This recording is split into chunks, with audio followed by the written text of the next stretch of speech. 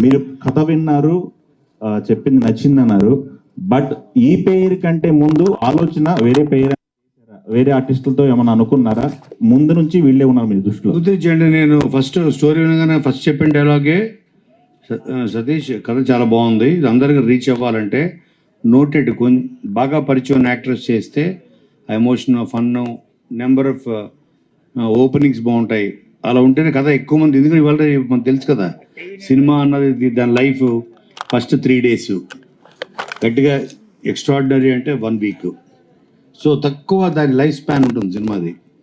అంత తక్కువ టైంలో ఎక్కువ మంది చూడాలి అంటే నీ కథని, నీ ఎమోషన్ని, బాగా noted actors plus best performance, మనకి పెర్ఫార్మెన్స్ కావాలి. వాళ్ళిద్దరు చేస్తే నేను సినిమా చేస్తాను చెప్పి అంతే. సో ఇంక ఎవరు చూడడం ఏం లేదు ఇంకా. ఓకే, వాళ్ళిద్దరి దగ్గరికి కథ పంపించా, వాళ్ళిద్దరు విన్నారు, ఎక్స్ట్రాడినరీ సార్ మేము చేస్తామని, అలా స్టార్ట్ అయింది. సతీష్ మీరు స్క్రిప్ట్తో వెళ్ళారు, స్క్రిప్ట్లో మార్పులు చేర్పులు సజెషన్స్ ఏమైనా కోనా గారు చెప్పారా? ఆయన ఎంతవరకు ఇన్వాల్వ్ అయ్యారు స్క్రిప్ట్లో? సార్ నేను వెళ్ళినప్పుడే బౌండ్ స్క్రిప్ట్తో వెళ్ళాను, కానీ నాకు కొన్ని చిన్న డౌట్లు ఉన్న దగ్గర ఖచ్చితంగా ఆయన గైడెన్స్ ఉంది సార్. ఓకే, టీజర్ చూసినప్పుడు ఓకే, బట్ అదే మొన్న గ్లిమ్స్ చూసినప్పుడు ఓకే, బట్ టీజర్ చూసినప్పుడు కోనా గారి స్టైల్ యాడ్ అయింది అనిపించింది. ఆ ఫన్ అంతా కోనా సార్ లాగే నేను చాలా బాగా కామెడీ రాస్తానని నేను నమ్ముతున్నాను, చేస్తాను సార్ నేను. ఓకే సార్ రోషన్ సార్, ఇప్పుడు మీరు ఈ సినిమాతో పాటు ఎన్ని సినిమాలు చేస్తున్నారు? ఈ సినిమాకి ప్రమోషన్ కానీ లేకపోతే ఈ సినిమాకి జనాల్లో తీసుకెళ్ళడానికి ఎంత టైం కేటాయిస్తున్నారు? కోన గారికి డేట్స్ ఇస్తున్నారా లేదా మీరు? లేదు సార్, పూర్తిగా ప్రమోషన్స్కి కేటాయిస్తున్నాను సార్. బట్ ఏదైతే ఆ చిన్న వర్క్స్ ఏవైతే ఉన్నాయో సడన్గా ప్లేస్మెంట్స్ రివర్స్ అవ్వడం వల్ల జస్ట్ మిస్ అవ్వడం జరుగుతుంది అంతే. ఇప్పుడే స్టేజ్ మీద మాట్లాడారు, ఆల్రెడీ షూటింగ్ నుంచి వచ్చాడు, హరిబరిగా ఉన్నాడని చెప్పేసి. అవునండి, షూటింగ్ నుండి అయితే వచ్చాను.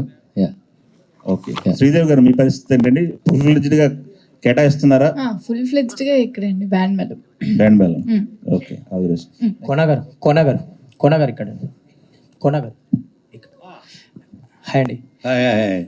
యాక్చువల్లీ మీరు ఇందాక వాళ్ళు పర్ఫామ్ చేసిన సాంగ్ రిలీజ్ చేశారు. అవును. యాక్చువల్లీ అది సోషల్ మీడియాలో, అంటే మీరు ఇందాక అన్నారు లేత ప్రేమ కదా, టీనేజ్ లవ్ స్టోరీ. సో ఇలాంటి లవ్ స్టోరీలో అలాంటి మాస్ నెంబర్ అవసరమా అనే కొన్ని కామెంట్లు కూడా వస్తున్నాయి సోషల్ మీడియాలో. సో దాని మీద ఏం చెప్తారు? అంటే ఇది కమర్షియాలిటీ కోసం యాడ్ చేసిన సాంగ్ కాదే. మీకు చూస్తే సినిమా చూస్తే అదవుతుంది ఫ్లోలో. ఈ సినిమా బ్యాక్ డ్రాపే ఒక folk songs back drop. Yadagiri అనే క్యారెక్టరు అందరూ చదువుతోనే పైకి రాలేరు, టాలెంట్ ఉన్నా కూడా పైకి రావచ్చు. చదువు రాని వాళ్ళు అందరూ పనికి రాని వాళ్ళ కింద కాదు లెక్క. నేను టాలెంట్తో నేను ప్రూవ్ చేసుకుంటా అని ఒక ఛాలెంజ్ తీసుకుని ఫోక్ సాంగ్ బ్యాక్ డ్రాప్లో తన ఫ్రెండ్స్ తోటి ఒక బ్యాండ్ పెట్టి ప్యూర్ ఫోక్ సాంగ్సే బ్యాక్ డ్రాప్ సినిమాకి. చాలా ఉంటాయి అందులో ఫోక్ సాంగ్స్, మీరు రేపు సినిమా చూస్తే అర్థమవుతుంది. దాంట్లో వాళ్ళ కాంపిటీషన్ కోసం ఒక వీడియో తయారు చేయాలి. దట్స్ ద ఫినాలే లాగా ఒక ఆడియో కంపెనీ. సో దానికోసం వాళ్ళు తయారు చేసుకున్న సాంగ్ ఇది. సో సోషల్ మీడియాలో కామెంట్ చేసిన వాళ్ళందరూ కన్విన్స్ అవుతారంటారు సినిమా చూసి? 100% ఫ్లోలో మీకు ఎగ్జాక్ట్గా అనిపిస్తుంది. ప్లీజ్ యాస్టీస్గా కన్విన్సింగ్ ఉంటుంది.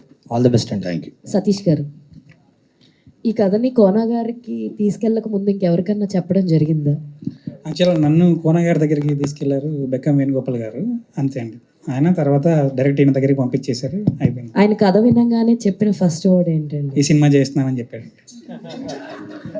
All the very best. And Roshan, hi Roshan, చాలా ఇంట్రెస్టింగ్గా ఉంది. అంటే నువ్వు ఎలా చూస్ చేసుకుంటావు కథలు అన్నది నీ ప్రతి సినిమాలో నువ్వు చూపిస్తున్నావు ఆడియన్స్కి, నేను ఎంత బిలీవ్ చేస్తాను అని చెప్పి.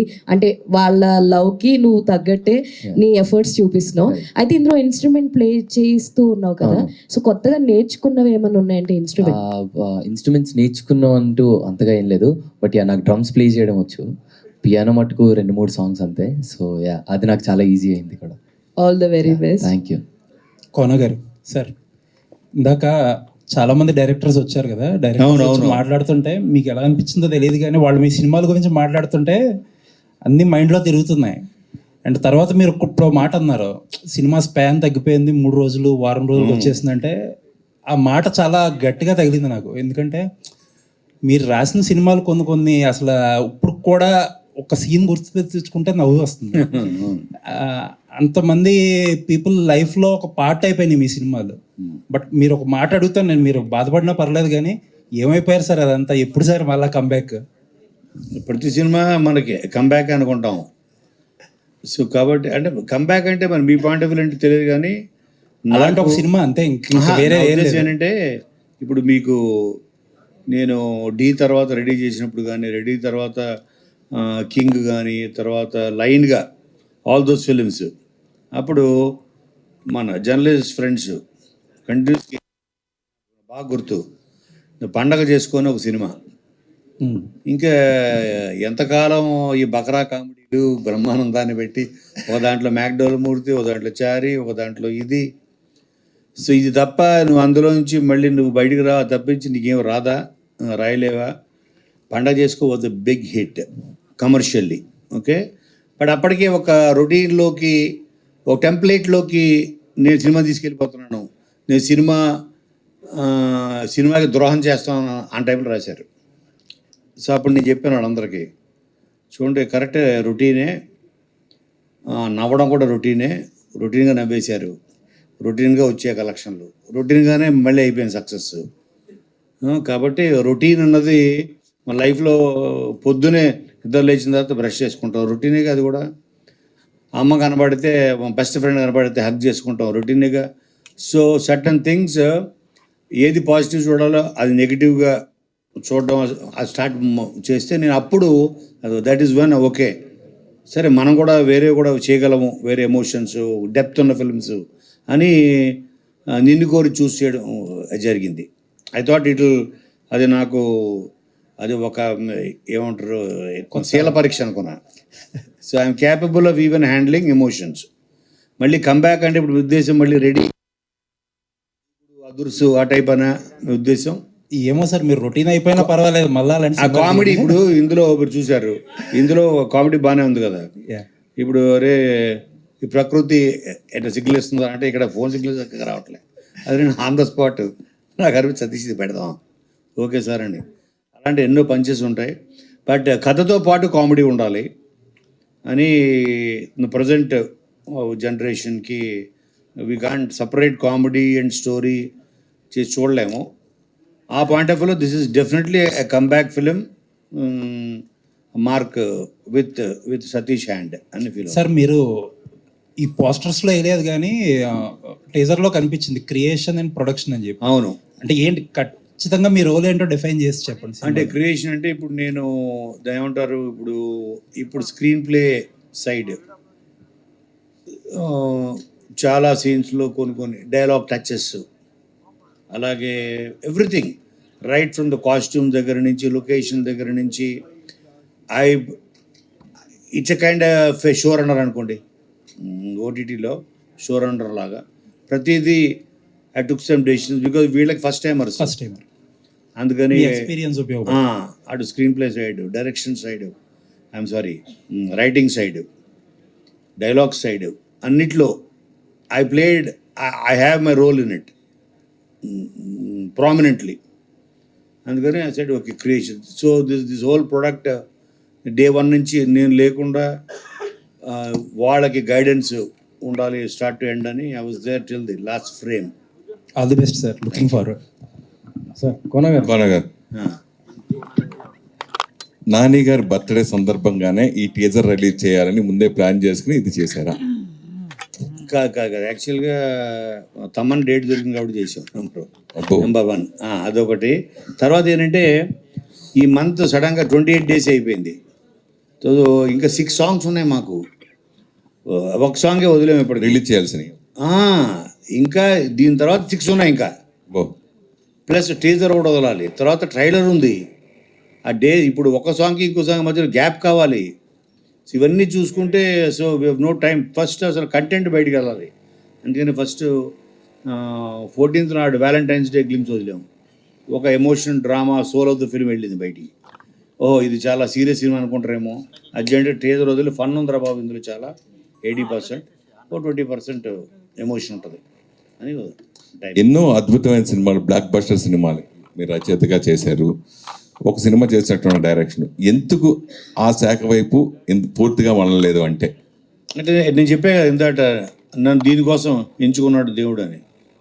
సో అలా నేను అటే ఉండిపోతే ఎంతోమంది, ఇప్పుడు నేను యాజ్ ఏ మేకర్గా, రైటర్గా నేను 10 ప్రాజెక్టులు క్రియేట్ చేయగలను. డైరెక్టర్ అయితే ఒక సంవత్సరానికి 2 ఇయర్స్కి ఒక్క సినిమా చేయగలను. అందుకని ఇలా ఉండిపోయా. భవిష్యత్తులో ఎక్స్పెక్ట్ చేయలేమా? ఐ డోంట్ నో, సంథింగ్ ఏదో మరి నన్ను ఏదైనా ఇన్స్పైర్ చేస్తే రావచ్చు. కేఎఫ్సి కోనా ఫిల్మ్ కార్పొరేషన్, ఇందాక శివాజీ కూడా చెప్పారు. సో దాని వెనకున్నది ఏదైనా ఉందా స్టోరీ? ఏం లేదు, అది నాకు అనుకోకుండా మ్యాచ్ అయింది. ఇప్పుడు నేను ఫస్ట్ స్టార్ట్ చేసినప్పుడు వర్మ ఫిల్మ్ కార్పొరేషన్ ఉండేది. అవును, రాంగోపాల్ వర్మది వర్మ ఫిల్మ్ కార్పొరేషన్.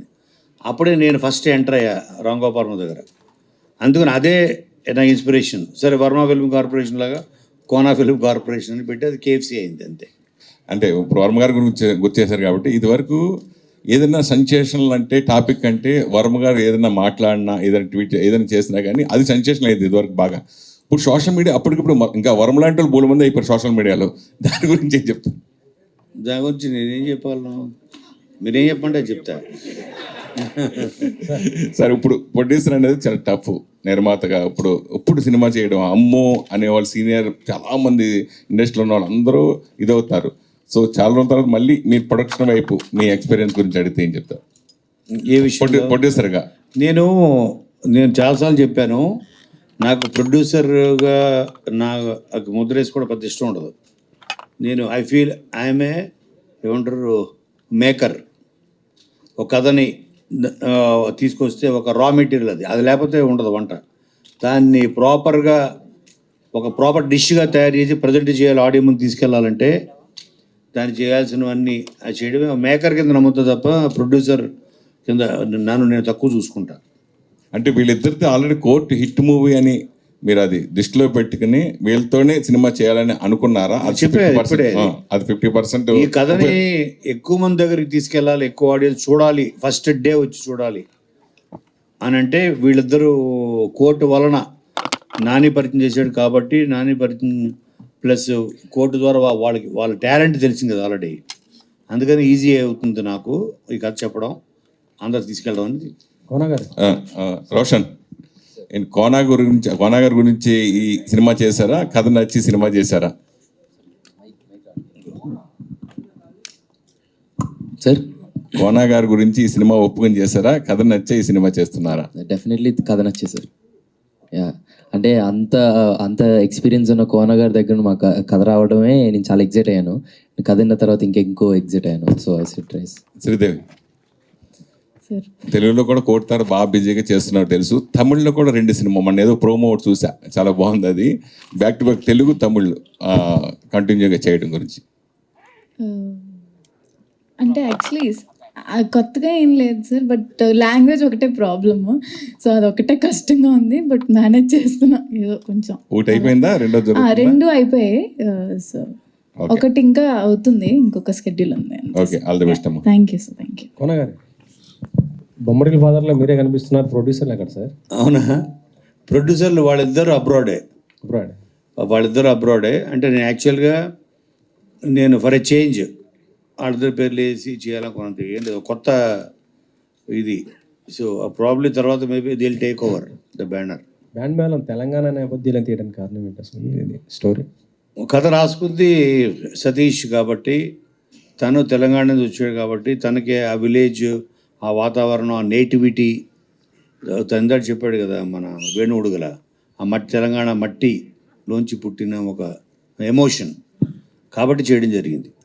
మీరు స్టోరీ అంటే డైలాగ్స్ ఏమన్నా రాయటం ఏమన్నా జరిగిందా? అదే కదా, నా కాంట్రిబ్యూషన్ సినిమాకి ఎంతవరకు అవసరం అంతవరకు నేను అడిగేవండి. సతీష్ బాగుందా? వద్దులేండి సార్ అంటాడు అప్పుడప్పుడు. సర్లే, ఓకే డన్. సతీష్ చాలా బాగుంది సార్, సరే పెట్టడం. నిర్మోహమాటంగా తనకేం కావాలో నేను ఎన్ని చెప్పినా అంతవరకు తీసుకుంటాడు. తను వద్దంటే పక్కన పెట్టేస్తాం. అలాగా అన్ని దీంట్లోనూ ఒక మంచి కోఆర్డినేషన్తోనే చేసాం. మార్చి 13th రిలీజ్. యాక్చువల్లీ చెప్పాలంటే ఇప్పుడు ఎగ్జామ్స్ టైం కదా, మరి ఇది మొత్తం కూడా యూత్ టార్గెట్ పెట్టుకుని తీసిన సినిమా. మీకు ఏమైనా ఇబ్బంది కాదా? అంటే మరి మన ముందు కోర్టు ఉంది కదా, కోర్టు కూడా సేమ్ డేట్. సో అందుకే మరి అది ఆడిందిగా. ప్లస్ చాలామంది చాలామంది కాలేజ్ ఎగ్జామ్స్ అయిపోయాయి. ఐ థింక్ ఒక సెక్షన్ మేబీ ఉంటుంది, తెలియదు నాకు. బట్ ఫ్యామిలీస్కి is fine. So there are so many other sections which can. Sridevi, ఇప్పుడు ఎగ్జామ్స్ కదా, మరి మీరు చదువుతున్నారా ఓన్లీ సినిమా ప్రమోషన్స్ అయినా? సార్ ఇప్పుడు కోర్ట్ అప్పుడే ఆపేసాను సార్ నేను. ఇప్పుడు స్టడీ ఏం లేదు? లేదు సార్, డిస్టెన్స్లో చేస్తున్నాను. So okay. కెరీర్ ఎలా అనిపించింది కోర్టు నుంచి ఇప్పటిదాకా చూసుకుంటే మీకు? చాలా బాగుంది సార్. అయ్యో, ఖచ్చితంగా చాలా బాగుంది. చెప్పు. బెల్లం చుట్టూ ఈగలక్క సాంగ్ సినిమాకి సంబంధించి రోషన్ తనని తాను నిరూపించుకోవడానికి చేశారని చెప్పారు. సో అదే విధంగా ముందుకొచ్చిన రామారావు గారిని అదే ఫ్లోలో తీసుకున్నారా, లేదా అవకాశం ఇవ్వాలి అన్న ఉద్దేశంతో తీసుకున్నారా? 100% తెలంగాణ ఫోక్ సాంగ్ కదా బ్యాక్ డ్రాప్. తిను తెలంగాణ ఫోక్ మ్యూజిక్ని నమ్ముకొని జీవితంలో పైకి వచ్చి తన లవ్ని గెలుచుకోవాలి అనుకునే ఒక Giri character as a folk singer. కాబట్టి తెలంగాణలో బెస్ట్ ఫోక్ సింగర్ ఎవరు ఇప్పుడు రైట్ నా ట్రెండింగ్లో ఉంది? రాము రాథోడ్. కాబట్టి తను ఎంచుకోవడం జరిగింది. కోన గారు ఇక్కడ సార్, రీసెంట్గా వచ్చిన మూవీస్ రాజు వెడ్స్ రాంబాయ్ కానీ, కపుల్ ఫ్రెండ్లీ కానీ, ఇవి క్లైమాక్స్ చాలా ఇంపాక్ట్ క్రియేట్ చేసాయి సక్సెస్లో. కరెక్ట్. అలా మీ మూవీలో క్లైమాక్స్ నుంచి మనం ఏం ఎక్స్పెక్ట్ చేయొచ్చు? క్లైమాక్స్ నుంచి నేను నిన్ను కోరి మీకు గుర్తుంటే, నిన్ను కోరి క్లైమాక్స్ ఇప్పుడు రీసెంట్ వచ్చిన 10 years 25 yearsలో మీకు మనకి ఇప్పటికీ గుర్తుండిపోతుంది. ఆ సింగిల్ షాట్, అది ఇంట్లో నుంచి ఏడ్చుకుంటున్నాని వెళ్ళిపోతూ అక్కడి నుంచి థియేటర్ మొత్తం అంతా ఒక హెవీగా తయారవుతుంది. అలాగా లాస్ట్ 20-25 minutes ఈ సినిమా మిమ్మల్ని ఒక దెయ్యంలాగా వెంటాడుతూనే ఉంటుంది. ఆ ఎమోషన్ మిమ్మల్ని ఎప్పుడూ హెవీగా తలుచుకుంటే మీకు చాలా హెవీగా ఫీల్ అవుతారు. ఈ సినిమా మీకు ఎంతైతే ఎంటర్టైన్ చేస్తుందో అంతే ఎమోషనల్ పీక్ కూడా ఇస్తుంది అన్న మీకు. కోన గారు మీరు స్టార్ రైటర్గా ఆల్రెడీ తెలుసు, అలాగే ఎందుకంటే ప్రేమంటలో ఒక రోల్ కూడా చేశారు. అవును. అలాగే ఈ మూవీలో ఏమన్నా కనిపించే అవకాశం ఉందా? లేదు. అంటే ఇప్పుడు ఏదైనా మళ్ళీ కావాలంటే ఇప్పుడు నన్ను అడగలేదు మరి శివ ఎందుకు మరి దేంట్లో సతీష్ నేను చేయమని ఎందుకు అడగలేదు మనకు తెలియదు. కానీ సో నేను చేయలేదు. బట్ ఎందుకంటే నాకు అప్పటికే చాలా రెస్పాన్సిబిలిటీస్ ఉన్నాయి నాకు సినిమా సంబంధించి, అందుకని చేయలేదు. బట్ అదేదో అప్పుడు నాకు కరుణాకరన్ నన్ను నా మీద గన్ పెట్టి చేయించాడు. అది సార్ కౌన సార్. సో మీ టీజర్ అండ్ సాంగ్ అయితే చాలా బాగా అనిపించింది. Thank you. చాలా క్యాచీగా ఉన్నాయి సార్. ఇందాక వేణుగుడుగుల గారు మాట్లాడుతూ చెప్పున్నారు కదా, ఇది ఒక తెలంగాణ నేటివిటీ ఉన్న సినిమా అని జనరలైజ్ చేయొద్దు, అవును, ఒక తెలుగు సినిమా కింద మీరు ప్రమోట్ చేయాలని చెప్పేసి అన్నారు. సో మీ ఐడియా ఏంటి సార్? మీ ఒపీనియన్ ఏంటి? లైక్ నాకు తెలిసి ఇది especially US market more than India. ఇప్పుడు తెలంగాణ నేటివ్ అంటున్నాం కానీ, బట్ ఆ ఫన్ అవ్వచ్చు, what ever is the reason, highest grosser ఈ రేంజ్ ఫిలిమ్స్లో యుఎస్ అవుతుంది ఈ పిక్చర్. అంటే అక్కడ దాకా వెళ్తున్నాం, రీచ్ చెప్తున్నా. సో నాట్ జస్ట్ తెలంగాణ చెప్తుంది, అమెరికా అంటే అమెరికాలో టాప్ గ్రాసర్ అవుతుంది ఫిలిం, ఆ నమ్మకం నాకు. ప్లస్ ఇది ఏంటంటే ఒక లాంగ్వేజ్ బేస్ చేసుకొని, ప్రాంతాన్ని బేస్ చేసుకున్న స్టోరీయే కాదు సార్ ఇది. ఎక్సెప్ట్ ఆ మోడ్యులేషన్ తప్ప all emotions, mother father characters, మామ క్యారెక్టరు సాయి కుమారు, అందరూ అది ప్రతి క్యారెక్టర్ యూనివర్సల్, ఫ్రెండ్స్ యూనివర్సల్, అలా universally this will be recognised. Sir one last question, like మీ జర్నీ చూసుకుంటే చాలా మంచి సినిమాలు ఉన్నాయి, చాలా పెద్ద యాక్టర్స్ అందరికీ మీరు వర్క్ చేసి ఉన్నారు. అండ్ ఈ రైటింగ్ ప్రాసెస్ అనేది చాలా, మీరు ఇందాక నిశాంత్ గారు చెప్పినట్టు చాలా పెద్ద చేసి ఉన్నారు. అంటే ఈ గ్యాప్లో ఏదైతే ఉందో చాలా కొత్త రైటర్స్ కావచ్చు, డైరెక్టర్స్ కావచ్చు, ఆస్పైరింగ్ యంగ్ టీమ్ అంతా వచ్చేస్తున్నారు. సో సినిమా కూడా ఎవాల్వ్ అవుతూ చేంజ్ అవుతూ వస్తుంది ఎవ్రీ 10 years అన్నట్టు. సో ఈ పీరియడ్లో మిమ్మల్ని మీరు ఒక రైటర్గా మీరు ఎలా డెవలప్ చేసుకున్నారు, లైక్ ఒక యంగ్ ప్యాషనేట్ టీమ్తో వర్క్ చేయడం? అంటే ఇప్పుడు నాకు చూడండి, రేపు మార్చి నుంచి చిరంజీవి గారి సినిమా ఉంది, రేపు ఎటు మార్చిన షూట్ స్టార్ట్, దానికి ఎటు రైటర్ నేను బాబీ డైరెక్షన్లో అది చేస్తున్నాను. ఒక పక్కన big films, big span films, అది నేను చేసినవన్నీ పెద్ద ఫిలిమ్స్, దూకుడు అవ్వచ్చు, బాద్షా అవ్వచ్చు, ఆల్ దీస్ ఫిలిమ్స్, అదూర్సు, ఇవన్నీ జేల్ అవకుశా, ఇవన్నీ స్పాన్ ఫిలిమ్స్ రాస్తూ నాకు ఎక్కడో ఒక మూల, ఎందుకంటే దాంట్లో హార్ట్ ఉన్న ఫిలిమ్స్ బడ్జెట్ అక్కర్లేదు. So small budget films or concept films, ఇటువంటి హార్ట్ ఉన్న ఫిలిమ్స్ వెరీ రేర్గా వస్తాయి. అవి వచ్చినప్పుడు మాత్రం తీయాలి అని ఫిక్స్ అయ్యా ఈ స్టాప్ గ్యాప్లో. అలాగే ఇప్పుడు శివ నిర్మాణ, అలాగే ఇప్పుడు సతీష్, వీళ్ళు నాకు రిటైర్మెంట్ ప్లాన్స్ అనమాట. వీళ్ళు రేపొద్దున పెద్ద డైరెక్టర్ అవుతాడు. ఏమే సతీష్, మరి నన్ను పిలుస్తావా ఏమన్నా స్టోరీ డిస్కషన్స్కి? ఎట్లా కోనా గారు కావాలి స్క్రీన్ ప్లే రైటర్గా, ఆయనకు ₹1 కోటి ఇవ్వండి అంటాడు కదా, అంటావా? అది అంటున్నాడు. అలాగే వీళ్ళు నాకు రిటైర్మెంట్ ప్లాన్స్ అనమాట, వీళ్ళందరూ నేను పరిచయం చేసిన వాళ్ళు. సో అదొక ప్లాన్ ఉంది నా వెనకాల. All the best sir, looking forward for release. Thank you. Sridevi Kona garu censor అయిందండి టీజర్. శ్రీదేవి అంటే ఇప్పుడు కాకినాడ స్లాంగ్ నుంచి ఇప్పుడు తెలంగాణ స్లాంగ్, అంటే కోర్ట్ సినిమాలో చూసుకునేసరికి డైలాగ్ వర్షన్స్ కానీ, అంటే డైలాగ్స్ కానీ అంతా నీకు బాగా అలవాటు కాకినాడ స్లాంగ్లో చెప్పడం కానీ, బట్ ఈ సినిమా వరకు ఎన్ని రీటేక్స్ అయినాయి అంటే అంటే ఎంత కష్టం? చాలా కష్టం, ఎందుకంటే తెలంగాణ అసలు నాకు టచ్ కూడా లేదు. సో మొత్తం గోదావరి. కాకపోతే సతీష్ గారి వల్ల కొంచెం అటు మీరు టీజర్ చూసారు కదా, టీజర్లో మీకు ఏమైనా అనిపించిందా? నాకు ఎక్కడ అనిపించలేదు సార్, అది అడుగుతుందండి. ఫస్ట్ ఆ క్యారెక్టర్ వీడియో కూడా చూస్తే గొర్రెమేసి గుద్దుదా, బావ వాడకో, ఇవన్నీ చాలా చాలా అవలేలుగా చెప్పింది. షీఈ్ ఏమంటారు, ఒక child genius Sri. So Satish గారి వల్ల కొంచెం అటు మ్యాచ్ చేసాను అనుకుంటున్నాను. సో మీకైతే అనిపించలేదు కదా గోదావరి వచ్చినట్టు? అయితే సతీష్ తెలంగాణలో కూడా ఉంటుంది గోదావరి, తెలియదు వాళ్ళకి. తెలంగాణలో కూడా వెళ్తుంది గోదావరి.